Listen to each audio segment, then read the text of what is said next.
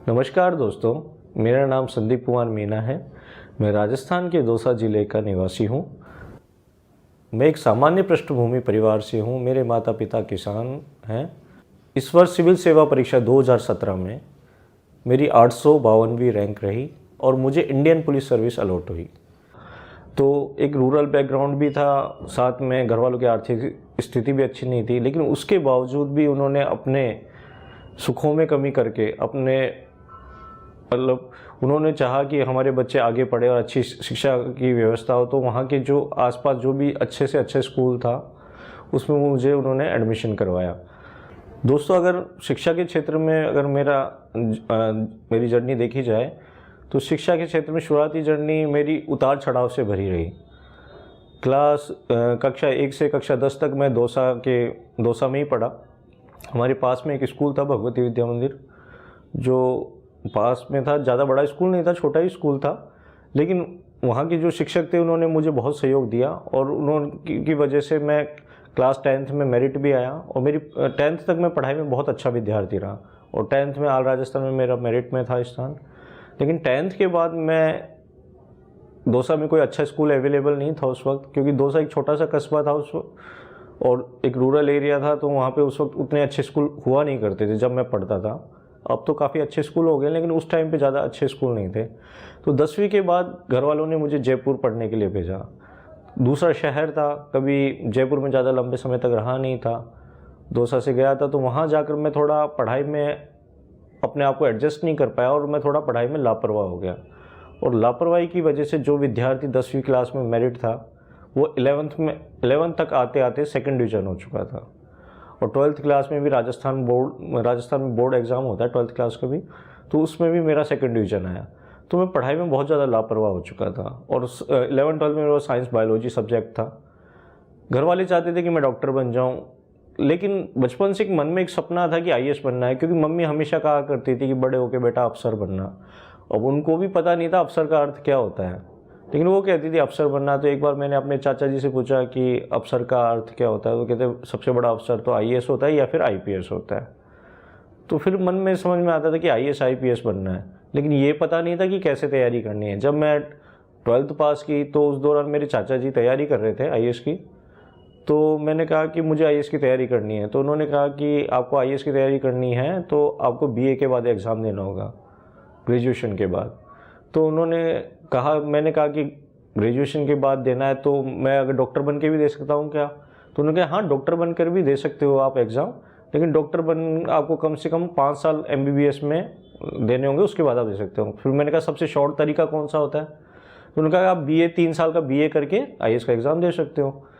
तो मैंने कहा कि मुझे बीए करना है, क्योंकि मुझे अंदर था कि मुझे आईएएस बनना है।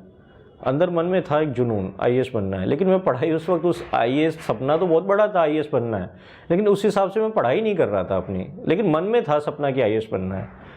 तो उसके लिए जब मैंने कहा कि नहीं, मुझे अब साइंस बायोलॉजी छोड़ना है 12th क्लास के बाद, अब मैंने आर्ट्स सब्जेक्ट लिया, ह्यूमैनिटीज़ के।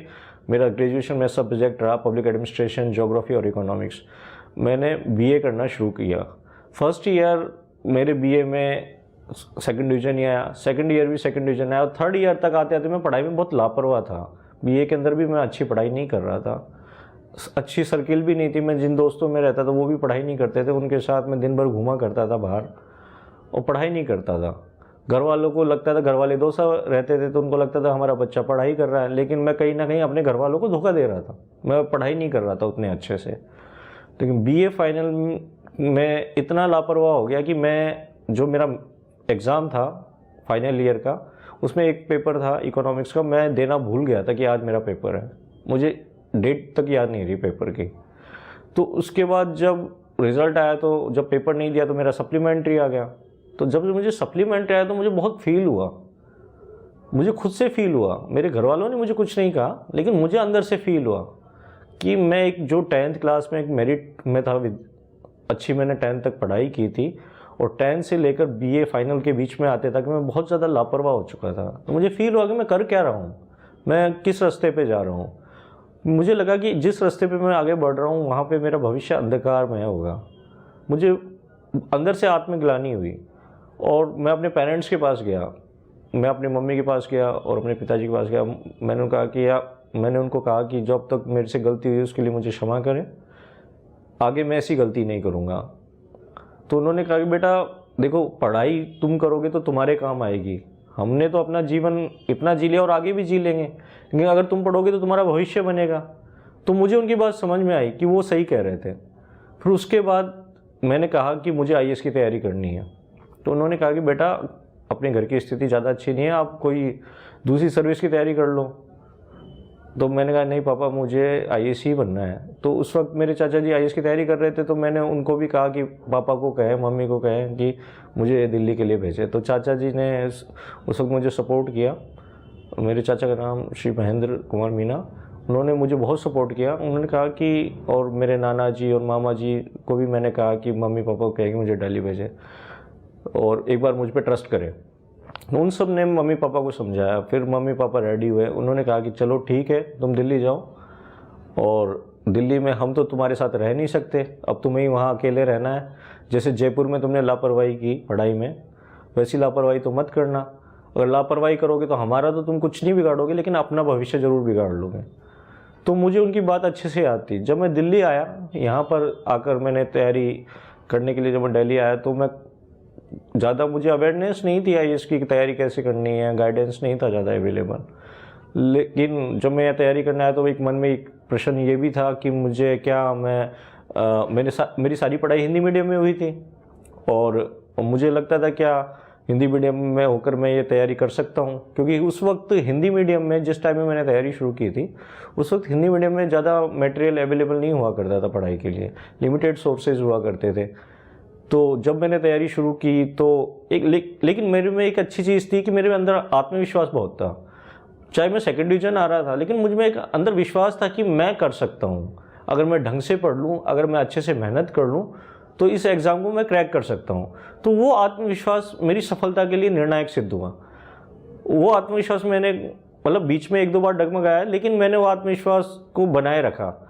जब मैंने तैयारी शुरू की तो मैंने सोचा कि नहीं, मुझे एग्ज़ाम देना है। और हिंदी मीडियम में बहुत लोग सेलेक्ट भी हो रहे हैं, और हिंदी मीडियम में तो टॉप 3rd रैंक पे भी आए हुए हैं, टॉप 10 में 3rd रैंक पर भी आए हुए हैं, और कई लड़के सेलेक्ट हो ही रहे थे उस वक्त स्टूडेंट्स। तो उनको देख के मोटिवेशन मिलता था। तब मैंने तैयारी शुरू की। तो उसी वर्ष जब मैंने तैयारी की, तो एक वर्ष पहले मेरे दोस्त हैं श्री चूनाराम जाट, जो वर्तमान में दौसा एसपी लगे हुए हैं, मेरे दोस्त घनश्याम मीना जी हैं, राजेंद्र पेशिया जी हैं। तो उनकी सफलता को देख कर मुझे प्रेरणा मिली कि नहीं यार, जब ये लोग हिंदी मीडियम में होकर निकल सकते हैं तो मैं क्यों नहीं निकल सकता। तो फिर मैंने तैयारी शुरू की, और मैंने 2013 में अटैम्प्ट दिया मेंस। 2013 में मैंने प्रीलिम्स दिया और 2013 में मेंस दिया। जब उसका रिजल्ट आया तो मेरा प्री भी हो गया था, मेंस भी क्वालिफाई हुआ, और मैं इंटरव्यू के लिए पहुंचा। और मैंने यहाँ आकर बहुत अच्छे से पढ़ाई शुरू की। मैंने फर्स्ट अटैम्प्ट इंटरव्यू दिया, तो मुझे ज़्यादा एक्सपीरियंस था नहीं इंटरव्यू का, तो मेरा इंटरव्यू उस वक्त गड़बड़ाया। तो मेरे इंटरव्यू में अच्छे नंबर नहीं आए, तो उसमें मेरा फाइनली सिलेक्शन नहीं हुआ। लेकिन उसके बाद मैंने वापस एग्ज़ाम दिया 2014 का, फिर मुझे इंटरव्यू कॉल हुआ, और फाइनली मुझे सफलता नहीं मिली। इस तरह से लेकर 2016 तक मैंने 4 इंटरव्यू मैं दे चुका था। 13, 14, 15, 16 लगातार 4 इंटरव्यू मैं दे चुका था, और चारों इंटरव्यू में मुझे सफलता हाथ में लगी। इस मतलब जो मैंने इंटरव्यू दिए लगातार, उसमें मेरी कुछ कमियां भी रही, गलतियां भी रही। मैं यूपीएससी को दोष नहीं दे सकता। उसमें मेरी स्ट्रेटजी में कमी थी, मेरी तैयारी में कमी थी। उस जो कमी जो मैंने की, जो मैंने गलतियां की, उसकी मैं आगे चर्चा करूँगा। 2017 में मैंने 5वां इंटरव्यू दिया। 2017 का एग्ज़ाम था, जो 2018 में जिसका इंटरव्यू हुआ। जो मेरा इंटरव्यू था 13 अप्रैल 2018 को यूपीएससी में इंटरव्यू था, इस वर्ष 5वां इंटरव्यू था। और इस 5वें इंटरव्यू में जाकर मुझे फाइनली सफलता मिली, और मुझे इंडियन पुलिस सर्विस अलॉट हुई। तो जब लगातार जब मैंने 5 इंटरव्यू दिए, तो इसमें मैंने कई गलतियां भी की थी। उस गलतियां मैं आपको कुछ वो बताना चाहूँगा, ताकि आप लोग वो गलतियां ना करें और आपको मेरी तरह स्ट्रगल ना करना पड़े। और मैं चाहूँगा कि आप फर्स्ट अटैम्प्ट आईएएस क्रैक करें। तो जो गलतियाँ की, जो सबसे पहली गलती थी मेरी, कि मैं एक तो आंसर राइटिंग नहीं करता था। मुझ में और कॉन्फिडेंस तो था ही, सेल्फ कॉन्फिडेंस, लेकिन वो और कॉन्फिडेंस में कन्वर्ट हो रहा था। उस और कॉन्फिडेंस की वजह से मैं कई बार अपने आंसर, मैं सोचता था कि मैं एग्ज़ाम में अच्छा लिख दूंगा, अभ्यास नहीं करता था, आंसर राइटिंग नहीं करता था, अपने टेस्ट नहीं देता था, टीचर को लिख कर आंसर चेक नहीं करवाता था। दूसरी चीज़ थी कि मैं ग्रुप में स्टडी नहीं करता था, मैं अकेला स्टडी करता था। मुझे ग्रुप मैं जो इस एग्ज़ाम में एक बहुत ही इंपॉर्टेंट होती है ग्रुप स्टडी। अगर आपका अच्छा हेल्दी ग्रुप है 2-3 दोस्तों का, तो वो इस एग्ज़ाम में बहुत फ्रूटफुल होती है। तो मैं सिंगल रहकर पढ़ाई करता, तो वो भी कहीं ना कहीं मेरी मतलब सफलता में बाधा बनी हुई थी। तीसरी चीज़ थी इसके अंदर, जो एक चीज़ थी कि मैं किसी दूसरे से परामर्श नहीं लेता था, मतलब अपने टीचर से मिलना, ये करना, ये मुझ में कम था। क्योंकि मुझ में वही आत्मविश्वास तो था ही, लेकिन अति आत्मविश्वास में कन्वर्ट हो रहा था। तो ये सब चीज़ें कहीं ना कहीं मेरी सफलता में बाधा बनकर उभर रही थी। उसके बाद में जब मुझे लगातार असफलता मिली, तो मैं अपने जो मेरे टीचर्स हैं दिल्ली में, उनसे मैं मिला, अपने सीनियर से मिला, जो मेरे दोस्त सेलेक्ट हो चुके थे उनसे मिला। तो उनसे मैंने परामर्श किया कि भाई मेरी कहाँ गलती हो रही है। उनको मैंने आंसर लिख कर चेक कराया, तो उन्होंने मेरे आंसर चेक किए, उन्होंने बताया कि आप आंसर में ये गलतियाँ कर रहे हो। उसके अलावा मैंने टेस्ट भी दिए। मेरे टीचर हैं यशवंत सिंह, निश्चय IAS अकेडमी, तो उनको मैंने अपने आंसर लिख कर दिखाए। तो यशवंत सर ने उस दौरान मेरी बहुत हेल्प की। मैं उनका दिल्ली नॉलेज ट्रैक के माध्यम से उनको थैंक यू बोलना चाहूँगा कि उनको जो मैंने आंसर लिखा, उन्होंने अपने बिजी शेड्यूल में से मेरे लिए समय निकाला और मेरे आंसर चेक किए। आंसर चेक करके उन्होंने मेरी गलतियों को बताया कि आप यहाँ गलती कर रहे हैं आंसर में, और मैंने बराबर वहाँ टेस्ट लिखे, GS के भी लिखे और अपने ऑप्शनल फिलॉसफी के भी टेस्ट लिखे। उसके अलावा मैंने निबंध का जो निबंध में मेरे नंबर पहले ठीक नहीं आ रहे थे, इस वर्ष मेरे निबंध में 152 नंबर थे। पिछली वर्ष भी मेरे 146 थे, लेकिन उससे पहले मेरे निबंध में नंबर कम आ रहे थे। तो मैंने निबंध लिखना, अपने जो सर है यशवंत सर को मैंने निबंध लिख कर दिखाया। तो उन्होंने बताया कि आप यहाँ गलती कर रहे हैं, इसको सुधारिए, इसे इम्प्रूव कीजिए। तो वो सब सारे काम किए, तो जाकर अब सफलता मिली। इस तैयारी में जो मैं गलतियां कर ही रहा था, उन गलतियों को मैंने सुधारा ही, लेकिन और भी चीज़ें मेरे सामने बाधाएं बनकर आ रही थी, जो मेरे कहीं ना कहीं आत्मविश्वास को मतलब कमज़ोर करने के लिए थी वो चीज़ें। लेकिन मैं उन बाधाओं से घबराया नहीं। जैसे कि जब मैं तैयारी शुरू करने आया था यहाँ पे, जब मैं तैयारी करने आया था, तो कई लोग थे जो रिलेटिव्स थे, जो कई फैमिली मेम्बर्स भी थे। उन्होंने कहा कि आप यार इतने बड़े सपने मत देखो, आप कोई छोटा मोटा जॉब पकड़ लो। और मेरे कई रिलेटिव्स थे, तो उन्होंने मम्मी पापा को कहा कि आप है ना अपने बच्चों को दिल्ली भेज रहे हो, इसलिए कौन सी जयपुर में भी ये पढ़ाई नहीं की, लापरवाह रहा, दिल्ली में भी इस तरह से लापरवाही करेगा। तो कई बार मम्मी पापा भी उनकी जो जिस तरह से वो बात की, मम्मी पापा भी डरे। लेकिन मम्मी पापा ने का जो सबसे अच्छा चीज़ रहा कि वो मेरे प्रति उनका विश्वास रहा, और मैंने उनके विश्वास को दिल्ली आकर तोड़ा भी नहीं। तो यहाँ पे आ गया, तो वो चीज़ें मुझे कहीं ना कहीं अंदर से एक भय भी पैदा करती थी, अगर मैं सफल नहीं हो पाया तो उनको मैं क्या जवाब दूंगा। तो वो चीज़ें होती थी। लेकिन मैंने एक चीज़ ठानी थी कि संदीप, यहाँ पे अपन को हार के नहीं जाना। इस मैदान है, इस तैयारी का मैदान है, इसमें अपन को मतलब हार कर पीछे नहीं हटना, जीत कर पीछे हटेंगे। और पीछे भी नहीं, मुझे आगे जाना था, पीछे भी नहीं हटना था। तो मेरे बस क्यों उस वक्त मेरी इतनी आलोचनाएं होती थी, बहुत रिश्तेदार आलोचना करते थे कि हर बार जब मैं जाता था, जब मेरा इंटरव्यू नहीं हो पाता था, फिर पूछते थे क्या हुआ, और हम तो पहले ही कह रहे थे कि आप इतनी बड़ी तैयारी मत करो, कोई छोटा मोटा सर्विस के लिए ट्राई करो। तो मैं उस वक्त शांत रहता था, और मैं अपने मम्मी पापा को भी कहता था कि आप कोई जवाब मत दीजिए, मैं अपने प्रदर्शन से जवाब दूंगा, कुछ बनकर जवाब दूंगा, अभी जवाब देने का वक्त नहीं आया। तो वो चीज़ जो उनकी आलोचना थी, वो कई बार तो निराशा पैदा करती थी, लेकिन मैं उसको निराशा में तब्दील नहीं होने देता था। मैं उसे अपनी एनर्जी के रूप में कन्वर्ट करता था। अंदर से वो मुझे आगे बढ़ने के लिए प्रेरित करती थी, वो जब सारी आलोचनाएं। और कई बार जो मम्मी पापा कुछ कहते तो नहीं थे, लेकिन उनकी आंखों में दिखता था कि बेटा कब सफल होगा। तो ये सब चीज़ें मुझे अंदर से एक जुनून पैदा करती थी। और मैं ये ठान के आया था, दिल्ली आया था तब, कि मुझे यहाँ से खाली हाथ नहीं लौटना है, कुछ लेकर जाना है। और कुछ में मतलब था कि सिविल सेवा में सिलेक्शन। तो भगवान का आशीर्वाद रहा, गुरुजनों का आशीर्वाद रहा, दोस्तों की शुभकामनाएं रहीं, और मेरी मेहनत, इन सब ने मिलकर मुझे फाइनली सफलता दिलाई। और इस सफलता के अंदर जो हिंदी माध्यम एक बच्चों के सामने, आजकल मैं अपने कई विद्यार्थियों से मेरे से मिलते हैं, वो कहते हैं कि भैया हिंदी मीडियम में हमारा सिलेक्शन हो पाएगा नहीं हो पाएगा। तो मैं कहूँगा कि माध्यम इस सफलता के अंदर कोई भी बाधा पैदा नहीं करता। ये बहुत बड़ी गलतफहमी है कि इंग्लिश मीडियम वाले लोग ही सफल होते हैं, हिंदी मीडियम वाले लोग भी सफल होते हैं। अगर हिंदी मीडियम वालों के साथ प्रॉब्लम ये है कि वो उनके साथ गाइडेंस नहीं होता, उचित गाइडेंस नहीं होता। तो वो गाइडेंस दिल्ली नॉलेज ट्रैक के माध्यम से आपको मिल सकता है, क्योंकि यहाँ पे मेरे अलावा मेरे कई दोस्तों के वीडियोस अवेलेबल हैं जो इस वर्ष सेलेक्ट हुए हैं, जो पिछले वर्ष भी सेलेक्ट हुए हैं। आप उन वीडियोस को देख सकते हैं। तो मैं अपनी स्ट्रैटेजी मैं बताऊंगा, ब्रीफ स्ट्रैटेजी बताऊंगा। उसके अलावा और भी वीडियोस में हम जीएस पे चर्चा करेंगे कि मैंने जीएस में कैसे तैयारी की। तो स्टडी मैटर की अब हिंदी मीडियम में कोई कमी नहीं है। एक गांव का विद्यार्थी जो दिल्ली नहीं आ सकता, जिसके पास रिसोर्सेज की कमी है, वो भी गांव पे रहकर, घर पे रहकर अपनी तैयारी कर सकता है। बस उसको इतना करना है कि जो चीज़ें पढ़ाई की हैं वो, हाँ ये ज़रूर है कि वो वहाँ छोटे शहरों में अवेलेबल नहीं, दिल्ली में अवेलेबल, लेकिन आपको यहाँ से वो परचेज़ करके अगर आप घर ले जाओ या ऑनलाइन मंगवा लो तो आप उसकी स्टडी कर सकते हैं। इन 5 सालों में जो मैंने लगातार 5 इंटरव्यू दिए, इन 5 इंटरव्यू में जो मेरे शुरुआती 4 इंटरव्यू खाली गए थे, और ये मेरे लिए बहुत दुखदाई होता था। लगातार इंटरव्यू में मतलब प्री एग्ज़ाम पास करना, फिर उसके बाद मेंस एग्ज़ाम पास करना, फिर इंटरव्यू में पहुंचना, और इंटरव्यू में रहकर फिर प्रीलिम्स से फिर वापस शुरुआत करना। तो एक सांप सीढ़ी का जो खेल मेरे साथ हो रहा था वो काफ़ी दुखदाई होता था। लेकिन इस इंटरव्यू में जब मैं लगातार रह रहा था तो उसमें कहीं ना कहीं मेरी गलतियाँ थी, क्योंकि वो मैं गलतियाँ कर रहा था और उन गलतियों को मैं बार बार दोहरा भी रहा था, उन गलतियों को मैं आइडेंटिफाई नहीं कर रहा था। तो इस वजह से मुझे 5 इंटरव्यू देने पड़े।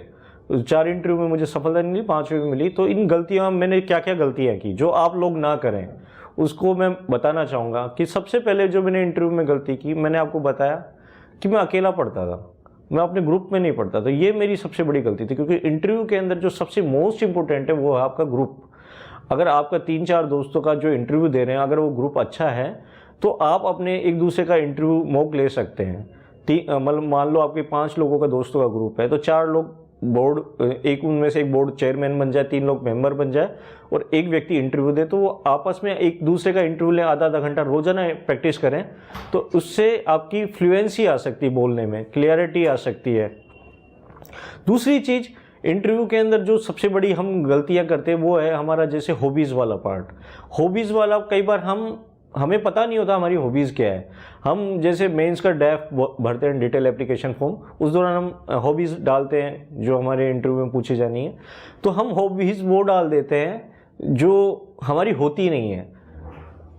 हम अपनी हॉबीज़ को पहचानते नहीं है, और किसी से हमने पूछा कि अच्छी हॉबी कौन सी रहेगी, तो हमने उससे पूछकर वो हॉबी डाल दी, जबकि वो हॉबी तो हमारी थी नहीं।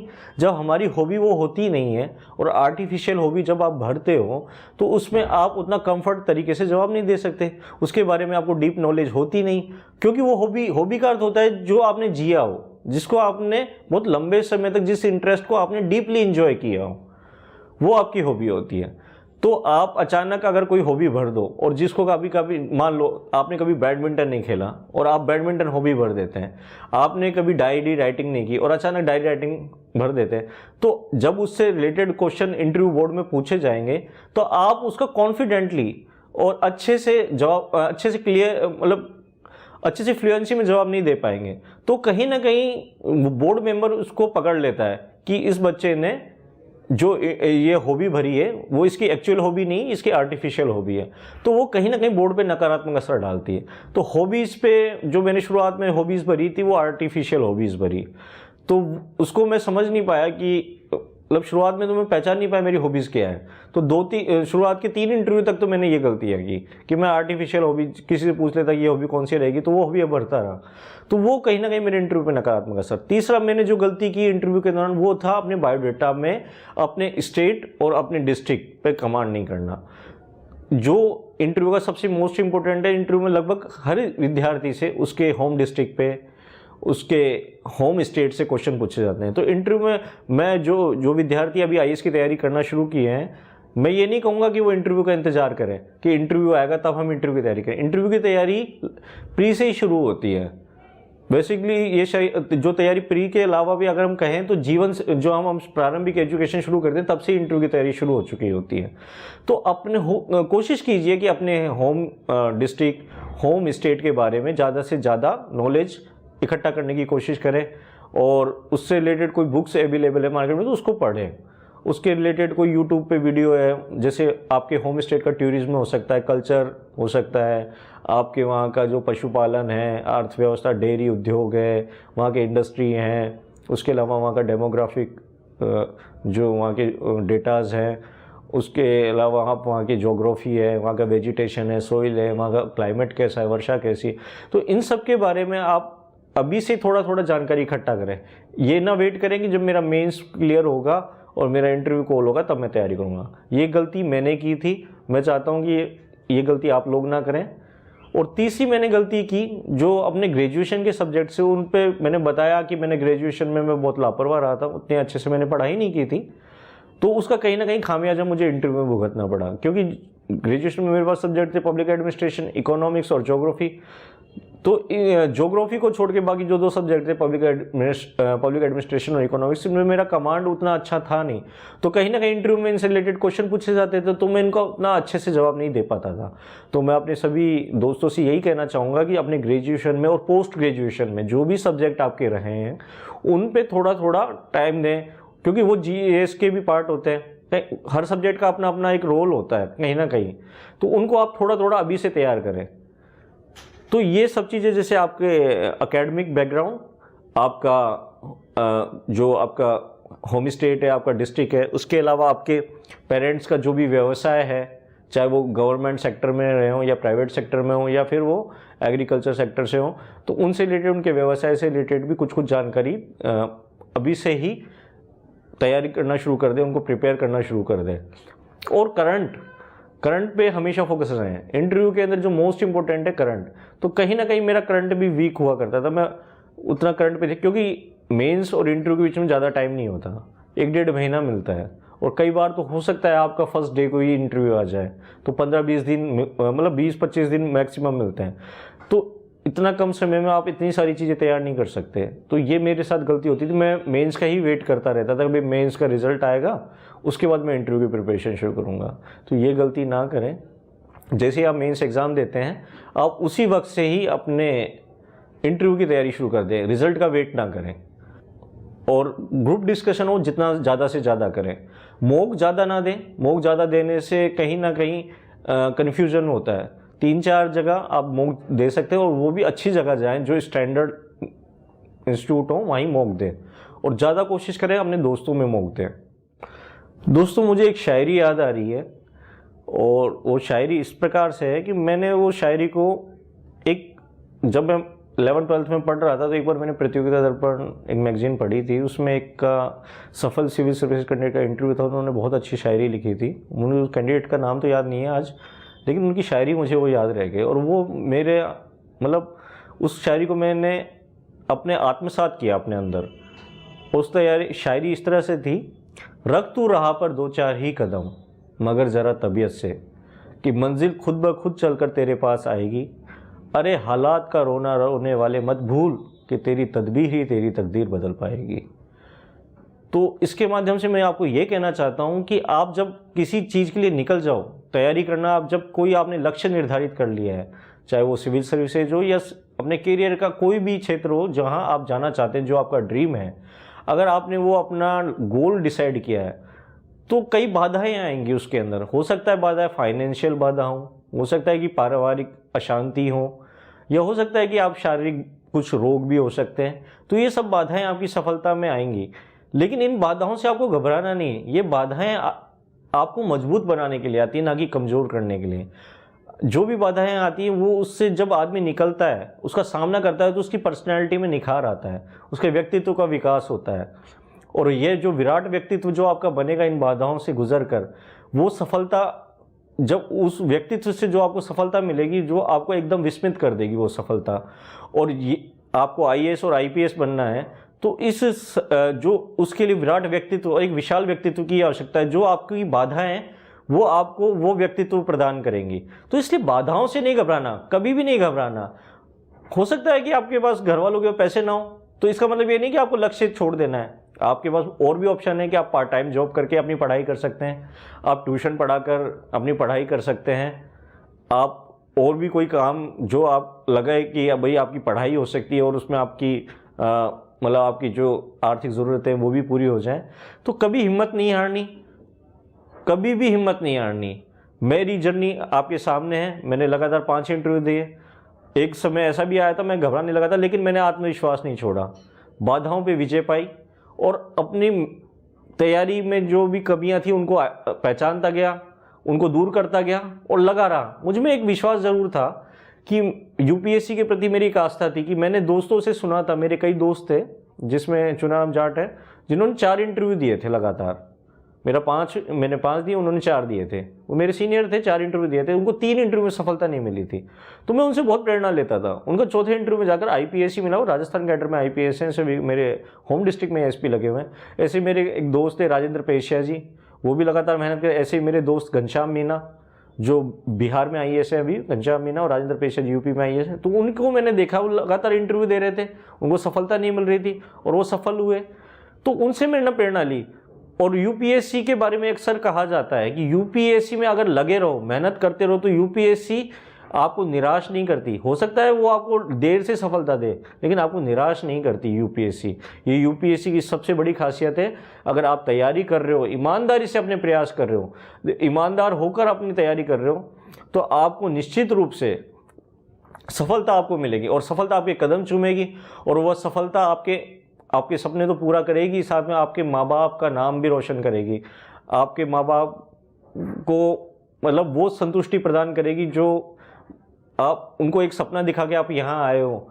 जब मैं बना तो मेरे माता पिता रोने लगे, उनको आंसू आ गए आंखों में, वो मेरे गले लग कर रोने लगे। तो वो आंसू दुख के नहीं थे, वो खुशी के आंसू थे। पहले वो जब मैं फेल होता था तब रोते थे, लेकिन उस दिन वो खुशी से रो रहे थे। और मुझे उस दिन इतनी खुशी हुई कि मैं उसे अपने शब्दों में बयान नहीं कर सकता। आज मुझे इतना सम्मान समाज में हर जगह सम्मान मिला, तो वो अपनी मेहनत की वजह से मिला, अपने आत्मविश्वास की वजह से मिला। तो दोस्तों, आपको भी अपने ऊपर आत्मविश्वास रखते हुए मेहनत करनी है और बाधाओं से नहीं घबराना, निराश नहीं होना। हो सकता है कि आप प्री में रह जाएं, हो सकता है आप मेंस एग्जाम में रह जाएं, हो सकता है आप इंटरव्यू में रह जाएं। तो इन चीज़ों से आपको निराश नहीं होना है, बिल्कुल भी आपको लगे रहना है। तो एक और शेर मैं यहाँ अंत में कहना चाहूँगा, हिम्मत मर्दाम तो मद दे खुदा।